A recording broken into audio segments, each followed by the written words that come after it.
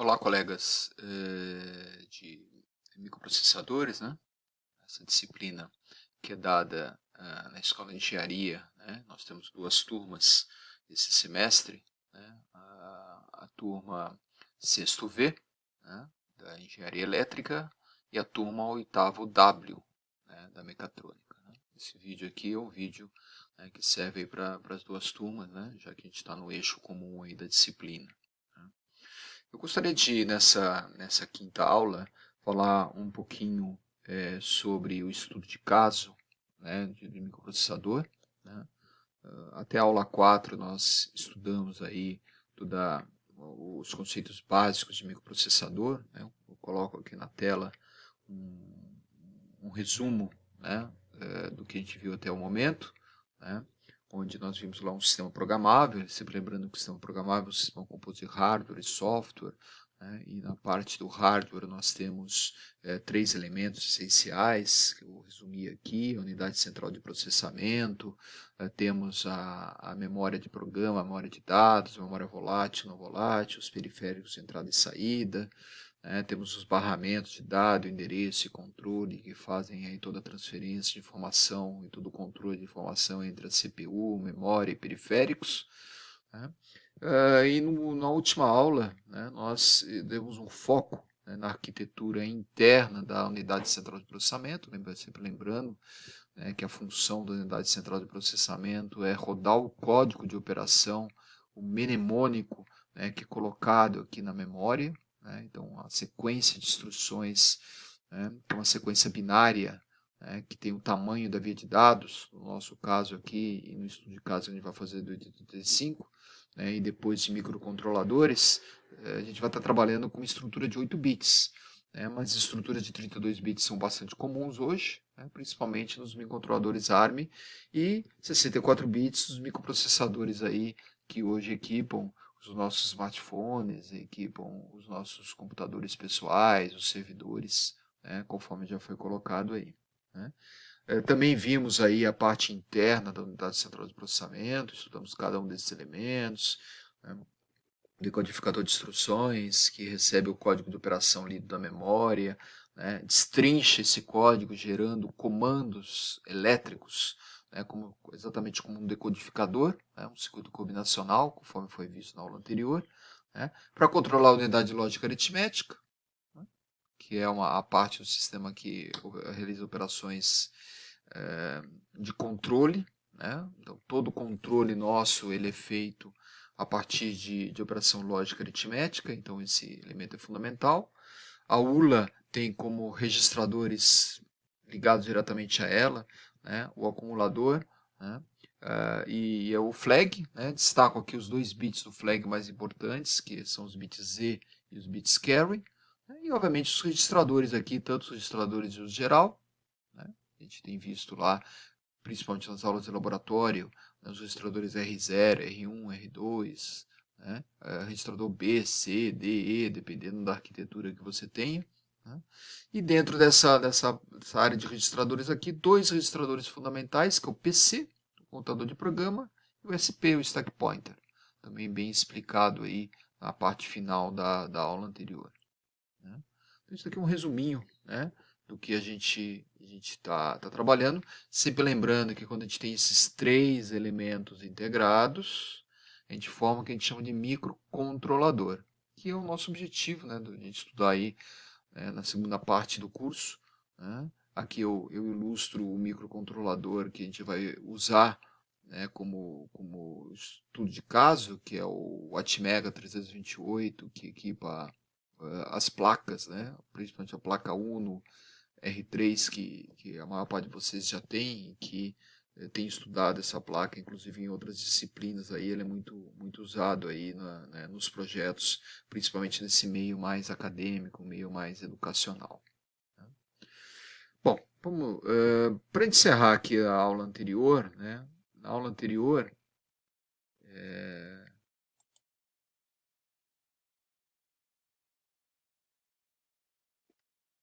eu acabei não comentando aqui, né, esses vídeos estão aqui tanto na apostila como nos slides, né?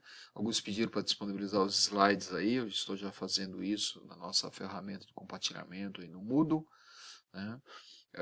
Eu deixei a sugestão aqui de um canal muito legal aí para quem gosta dessa área de eletrônica básica aplicada a sistema programável, né? Que é baseado num livro, né, que eu já comentei aqui, um livro do Malvino, que na edição em português de muitos anos atrás, ela não está mais disponível nas livrarias, mas vocês encontram aí nos sebos, né, no stand virtual, por exemplo, você consegue esse livro, né? É um livro obrigatório aí para o pessoal que gosta de ter uma boa biblioteca, né? E nesse vídeo aqui, o que o Ben Eater fez aqui nesse canal dele? É um canal que tem muito material, né? Recomendo para o pessoal que gosta dessa área, né? O Eater, ele montou, né? Montou o circuito proposto aqui pelo Malvino, né? Que ele chama lá de SAP 1, SAP 2, SAP 3. Aí disponibilizou, inclusive ele vende todo esse kit, né? Como todo americano sempre gera negócio aí, né? Então eu vou abrir aqui esse vídeo, né, para vocês darem uma olhada, né? Já deixei aqui meio engatilhado aqui, vamos ver se as coisas funcionam, né? Ó, aqui, essa é a parte do vídeo que ele mostra o livro, essa é a versão em inglês daquele livro do Malvino, Microprocessadores e Microcomputadores, né? Então ele mostra aqui, eu vou mostrar alguns segundos do vídeo só para, né, como amostra aí para vocês, né, se entusiasmarem de acessar o vídeo, ó. Ativei aqui o subtitle, tá? Para o pessoal que tiver um pouco mais de dificuldade aí com entender, né? Ele está mostrando o SAP lá. Is to be, a very simple computer architecture that demonstrates all the crucial ideas behind computer operation without being, any more complicated than it needs to be. And so you can see the architecture that they have in here is basically the model that I followed on, what I based this computer on. And so you can see all the same components are there. There's a program counter here. There's the memory address register. Mostra, e monta com, né, vou dar uma paradinha aqui no vídeo. Same difference, as far as the operation is concerned. Primeiro, né? Pronto. Então, voltando aqui à apresentação, né, ele monta, né? Monta isso, inclusive disponibiliza todo esse material aí para o pessoal que quiser se aventurar e colocar isso num protoboard, né? Então alguns alunos se interessam por isso. Eu tive, né, como já comentei aí, né, em outras oportunidades, tive uma aluna da mecatrônica né, que se aventurou a fazer essa montagem, né? Acabou não fazendo a montagem física, fez a montagem através do simulador, né, mostrando aí o estado da arte nessa área. Claro que hoje em dia, né, o que os fabricantes fizeram foi ter colocado tudo isso, né, encapsulado num chip, e não tem mais sentido, né, você ficar montando esse tipo de coisa, mas para você ter um estudo, né, da essência do sistema, né, senão tudo fica meio caixa preta, né, e fica meio chato aí da gente compreender as coisas, né. Então é o que na minha geração a gente chamava de escovador de bit, né. Seria muito legal aí que o pessoal que gosta mais da área aí, né, goste de escovar bit, né, de olhar a essência do sistema ali, né, como um bom professor de linguística gosta de estudar latim, né, já que o latim forma todas as línguas aí, né, a gente tem sempre usado essa analogia. Vou dar continuidade aqui, né, então a nossa aula, né. Nessa aula 5 aqui eu gostaria de fazer um estudo de caso, né, da arquitetura que a gente viu ali na revisão, né, mostrando aí três sistemas, né, inicialmente três microprocessadores, né, da primeira geração de microprocessador da Intel. Mostra aqui o Zilog, que também usa 80, e o próprio chip da Motorola 6502. Por que esses chips são importantes, né? Primeiro porque eles estudam a arquitetura básica, e essa arquitetura hoje, ou ela está dentro de um microcontrolador, como por exemplo o Atmega 328, que a gente vai estudar no curso, um 8051, né?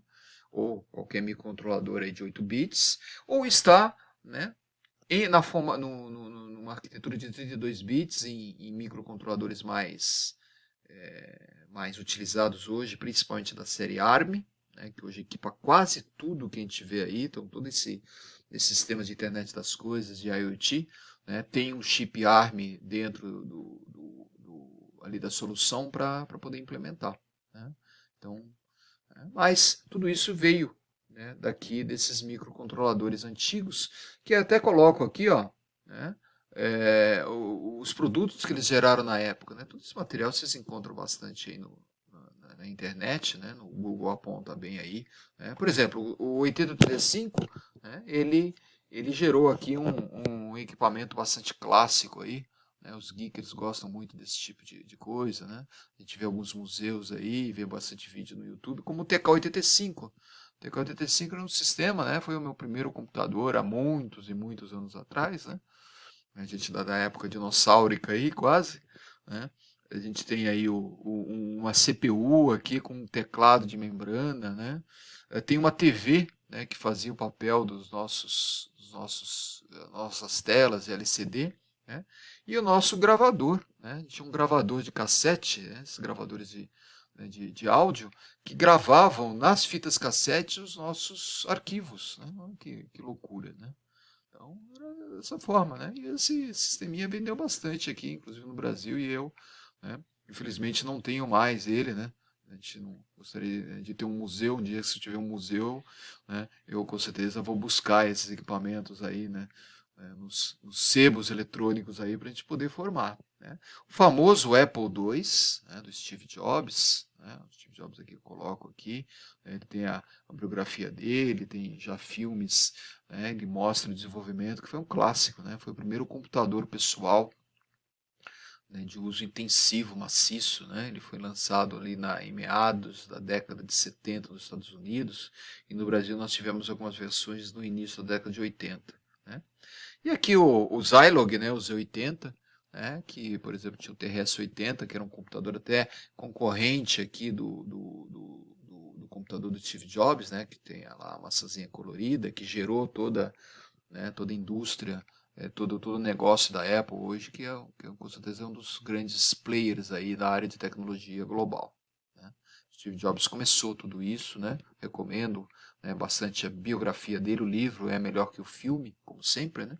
Mas de qualquer maneira, né, se vocês pegarem o gosto aí dessa tecnologia, né, da história dessa grande indústria, né, que hoje, né, junto com o Google, né, junto com a Amazon, né, são as grandes empresas, né, a Microsoft, né, são as grandes empresas da área de tecnologia aí, né? Então sugiro aí para vocês, né, poderem se divertir aí, né? Vamos fazer um estudo de caso em cima do 8085, né, que é esse case aqui, né? Eu coloco a arquitetura do 8085, né, voltando aqui à tela anterior, né, que seria esse chip aqui, ó. Vocês encontram bastante material, né, na internet. A gente vai ver inclusive um kitzinho de desenvolvimento baseado nele aí na sequência, né? A arquitetura interna dele é exatamente a arquitetura, né? Se eu pegar aqui a nossa revisãozinha aqui no meu rascunho, que uma foto que eu tirei aqui do quadro, né, do que seria a nossa, se a gente tivesse uma aula presencial eu estaria fazendo, né? Se pegarem essa arquitetura, né, a CPU, vão ver que é exatamente a arquitetura do 8085. Se pegarem dos 80, muito parecida. Se pegarem do 6502 da Motorola também, né, muito semelhante. Então, observe aqui a unidade lógica aritmética, né, o acumulador, o flag, né, a gente já estudou esse flag aqui no capítulo anterior, de 5 bits, né, sempre ressaltando o Z e o carry, que a gente vai dar maior ênfase, né, alguns registradores auxiliares, o registrador temporário, que não tem comandos, né, um LETs, né, ajuste decimal, que estão aqui todos em torno da unidade lógica aritmética, que tem instruções que fazem soma, principalmente, subtração, multiplicação, divisão, operação AND, operação OR, operação OR exclusivo, operação de complementação e de inversão. O famoso decodificador de instruções, que recebe o código da memória, decodifica esse código também, como visto na aula 4, na aula anterior, gerando sinais de controle e temporização. Alguns desses sinais já foram estudados no curso aqui, mas, né, a gente vai ver na imagem ali o detalhamento deles. Ó. Sinal de escrita, sinal de leitura, sinal de acesso à memória ou periférico, né, os sinais de interrupção, né? Então são 5 interrupções que tinham no 85, sempre lembrando que interrupção é um sinal que vem do periférico e para o programa para que ele possa executar uma função específica daquele periférico. Aqui tem sinais seriais, na época a gente não tinha microcontrolador, né? Então a Intel resolveu colocar 2 sinais seriais aqui, que seria já um periférico fundamentais, né, para a comunicação dos produtos com o 8085, né, com o meio exterior. Né? Então tinha lá o transmissão e recepção, que é a origem, né, das USARTs que nós temos hoje aí, que a gente já vai ver na próxima aula de microcontrolador. Né? Os sistemas de controle de sincronismo, hold e holda, a gente não vai estudar muito isso, mas se pegarem livros e pegarem literaturas do 85, né, vão ver que esse sistema de hold e holder eles estão presentes em microprocessadores hoje de maior performance. Né? O sistema de clock, né, onde você põe um cristal, um RC, um sistema de clock de saída. O RED aqui é uma sincronização, né, quando você tem a CPU mais lenta, ou mais rápida, desculpa, CPU é sempre mais rápida do que memória e periférico, o sinal de RED serve para poder dar uma brecada no processamento e poder dar tempo para a memória ou para o periférico assimilar a instrução. Então a gente tinha esse sinal de sincronismo que era bastante importante. E o reset, né? Reset que é a inicialização do sistema. Você tem aqui o reset IMP, que vai para aquele resistor e capacitor e a chave externa. E o reset out é o sinal que vai para os periféricos, né, do sistema que ele está controlando. Né? Aqui nós temos aqui os sinais de endereço e dado. Observe que são 16 sinais, ó, 16. Por quê? São 8 sinais de dados e 16 sinais de endereço. Só que metade desses sinais de dados são multiplexados com sinais de endereço. O sistema mínimo do 8085, a gente vai ver na sequência, ele tem um separador de dado e endereço, é um chip externo que faz a separação. Por que foi feito isso? Para fazer uma economia de pinagem. Né? Nós temos 40 pinos do 8085. Né? O Z80, por exemplo, optou por deixar isso separado. Então tem a via de dados D0 a D7, tem a via de endereço A0 até A15, 8 e 16 respectivamente. Né? E os 80 você não precisava desse chip externo, só que por outro lado você não tinha tanto sinal de controle como o 8085, não tinha sinais de DMA, sinais de acesso à memória externa, sinais de sincronismo, tinha menos interrupção. Então foi uma opção que a Zilog teve para economizar hardware externo, né, para fazer projetos mais específicos. Né, não projetos tão complexos como o 8085 na época podia fazer. Né. Então isso a gente tem aqui, né, tem explicação, na apostila está explicado isso, você tem ainda livros aí que você ainda encontra, principalmente em sebos, como aquele livro do Malvino que a gente comentou, né, que explicam detalhadamente esses sinais. Né. Obviamente que não é um sistema mais usado hoje, mas que é a base da compreensão dos atuais microprocessadores aí da Intel, da AMD, né? E principalmente, isso que para nós é mais importante, a compreensão da CPU que está dentro dos microcontroladores. Aqui a gente tem a pinagem do 8085, né? Exatamente o que eu acabei de explicar. Ó. Tem a de AD0 a AD7, que são as 8 vias de dados e 8 vias de endereço. Né?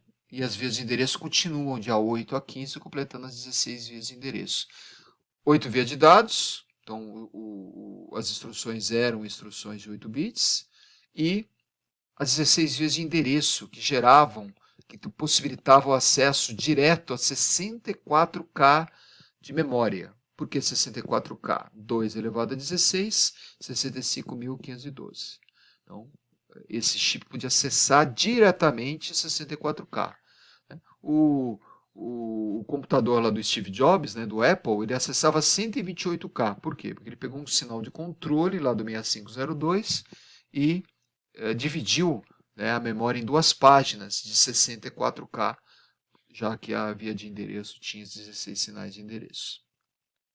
E os sinais de controle aqui, ó, os sinais de interrupção, né, tem os 5 sinais, são 5 interrupções e um sinal de controle. O sinal serial, aqui está a entrada do cristal, né, aqui tem o sistema de DMA, que é o sistema de acesso a dispositivos externos, né, que o 8085 tinha, os 80, por exemplo, não tinha esses sinais. O sinal de reset e o RED é o sinal de sincronismo que você tem aí no sistema.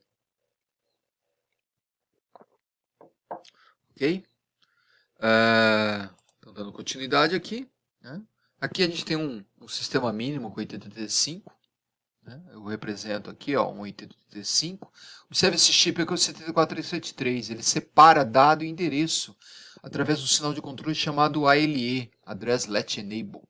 Então, nas literaturas aí do 8085, vocês vão encontrar, né, a explicação detalhada. Na apostila a gente explica um pouquinho mais isso, onde você tem a via de dado e a via de endereço separada aqui através desse chip. Com isso a gente tem aqui os 8 sinais de endereço de dado, D0 a D7, e os 16 sinais de endereço que os 80 tem isso nos pinos diretamente. Então os 80 dispensa, né, esse chip aqui. E aqui a gente tem os decodificadores, né? Os 74138 na época, né, que fazia aqui a seleção dos chips de memória, chip select de memória, que junto com o sinal de read, write e I/O memory, observe que o sinal de I/O memory, ó, ele entra nesses decodificadores, e aí você tem o acesso às memórias, aos periféricos. Legal aí, há 20 anos atrás, quando o curso ainda era baseado no 8085, até um pouco mais, né? Vai, né, mostrando a nossa idade dinossáurica aí para a galera quando ficar falando isso, né? Mas a gente está falando aí de 20 anos atrás, de 30 anos atrás, quando os primeiros microprocessadores, né? 1970, a gente está falando aí de 50 anos já aí, né? Estamos aqui, esse vídeo de 2020, né? 50 anos, né, de lei de Moore, né, que saíram desses sistemas aí mais rústicos, mais básicos, né, até chegar aos processadores aí modernos que a gente tem, que equipam aí os nossos servidores, equipam os nossos desktops, laptops, etc, etc, etc. Né. Quem tiver curiosidade, né, esse SDK85 era o nosso antigo Arduino na época, né? Ele tinha lá, né, o 8085, tinha memória, tinha teclado, tinha uma área de prototipagem, tinha uma comunicação serial. Eu deixei aqui para vocês, ó, um link, né, que mostra aqui esse manual do SDK85. Deixa eu ver se eu consigo abrir ele fácil aqui. Ele está aqui, ó. É esse do 8085, ó. Esse é o manualzinho que você tem do SDK85. Né? Então, olha, ele tinha CPU, né? Tinha aqui o separador de dado e endereço, né? O 6502, 8205, que pode ser o 74373, e tinha os periféricos, tinha a RAM, né? Ele tinha uma RAM, tinha um teclado, né? Tinha um pequeno teclado, né? Um keyboard, né? De 16 teclas para você poder entrar com os dados. É bem interessante aqui, se continuar evoluindo aqui, ó, ele mostra o kit, mostra esquema. Né? Eu tenho uma relação bastante próxima com esses kits, porque eles foram muito usados nos cursos aí iniciais que nós, quando começamos isso na escola de engenharia, em 1986, 87, né? Antiga faculdade de tecnologia aqui no Mackenzie, a gente usava bastante esses kits. Eram as nossas placas, nossas placas Uno aí que nós temos aí no sistema. Né? Então, né, para os saudosistas e para quem gosta de história e tecnologia, é bem legal aí, assim como, né, dei uma olhada aqui, né, na montagem disso. Né? Importante para, né, a gente entender a estrutura básica aí da nossa disciplina. Né? Já estamos falando bastante aqui, né? Tento fazer vídeos curtos, mas a gente é bastante prolixo e a gente acaba não conseguindo aí. Mas vamos já partindo aqui para o finalzinho dessa aula para não ficar muito longo, né? Então aqui você tem o SDK85, né?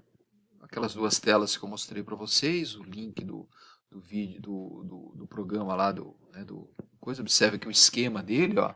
Os 8085, desculpe, podia ser os 80 também. 8085 com os periféricos. E aqui a gente tem aqui, ó, a separação de dado e endereço desse chip aqui, ó, né, via de dado e endereço multiplexado, né? Os sinais de controle, fazendo os diversos controles. Aqui você tem o sistema de reset, ó, aqui com a chavinha, o capacitor e o resistor. Deve ter o cristal em algum lado aqui, ó, o cristal aqui em cima, né? É um cristal lá de 1 MHz ou qualquer coisa parecida com isso, né? Um sistema bem mais lento que os sistemas atuais, né? Então, um sistema bem legal aí, né? Sempre compara esse tipo de sistema com, né, o pessoal da mecatrônica conhece bem aí, que seria o Baja, né? Esse é o nosso Baja. né? O BAD é aqueles sistemas mecânicos que o pessoal da mecânica gosta de montar. Muitos da eletrônica participam também desses projetos da mecânica, né? Eles têm vários grupos de pesquisa nessa área, né? Principalmente colaborando lá com os sistemas de controle do BAD, o carro elétrico, eles têm uma competição de carro elétrico, eles têm um grupo de pesquisa de foguete, né? O pessoal da mecânica, lá, os nossos colegas da mecânica, eles são bastante ativos nesses grupos de trabalho lá, né? Uma saudação aí para todos eles também, né?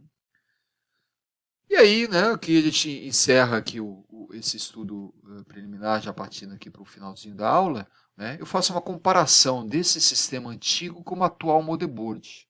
Se vocês notarem, é exatamente o mesmo sistema conceitual. Ó. Tinha lá a CPU, tinha as duas memórias, programa e programa de memória volátil e não volátil, tinha os periféricos de entrada e saída. Né? Se pegarem o SDK85, vão identificar todos esses três elementos lá. Hoje, se vocês pegarem a CPU do laptop de vocês, a CPU do desktop de vocês, ou do servidor, dos grandes servidores, pegarem os grandes servidores da Google, da Amazon, da Apple, né?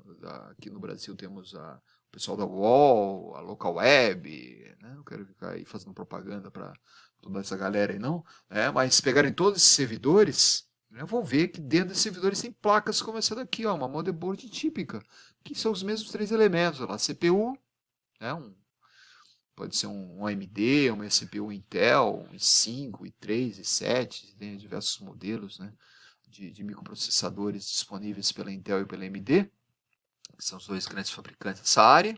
A parte de memória aqui a gente tem a área de RAM, né, a área de RAM, onde está aqui a área de RAM, está aqui, desculpa, né, a área de RAM dinâmica que você tem, né? Então tem 8 GB, 16 GB, etc.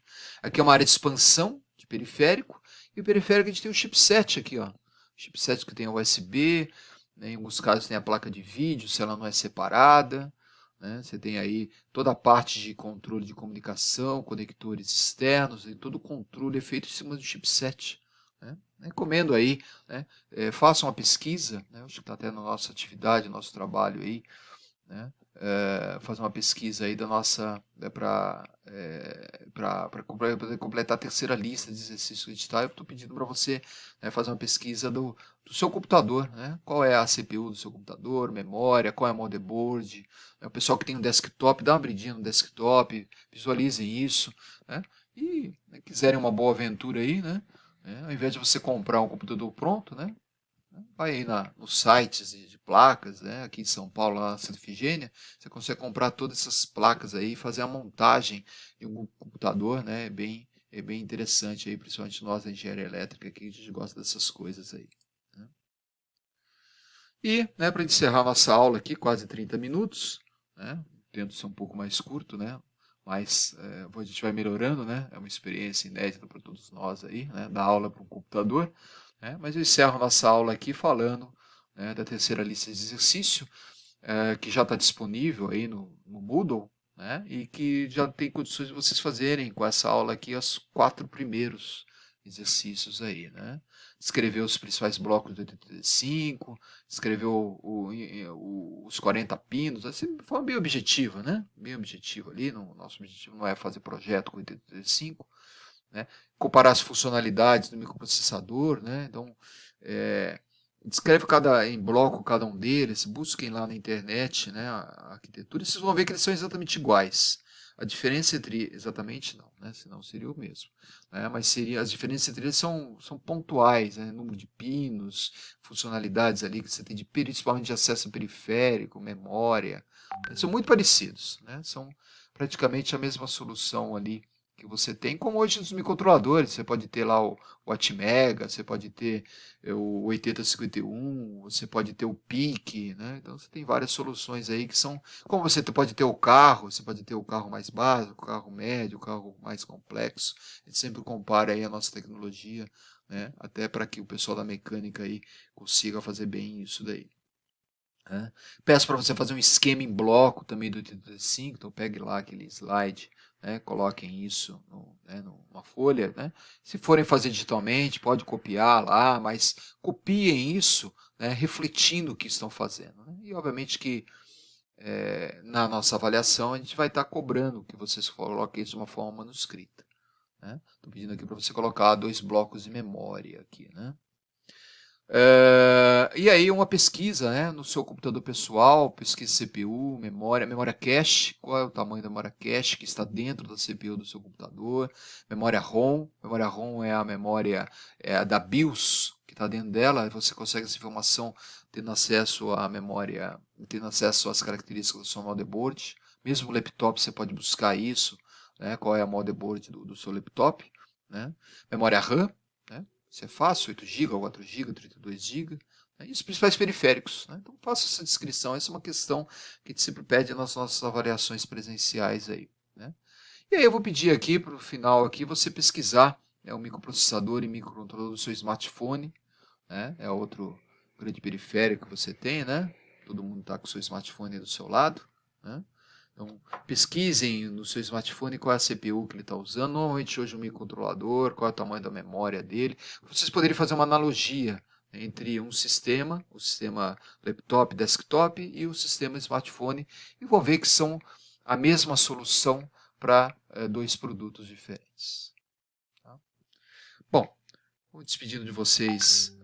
Né? Na próxima aula, aula 6, a gente vai fazer já um estudo específico, né, de microcontrolador. Né? Aqui com quase 32 minutos de vídeo, vamos parando aqui, que senão eu fico o dia todo falando aqui para vocês, né, como às vezes acontece na aula presencial. Né? E né, desejo aí saudações a todos aí. Na sequência a gente já vai estar postando e fazendo a nossa aula 6 para dar continuidade ao nosso curso.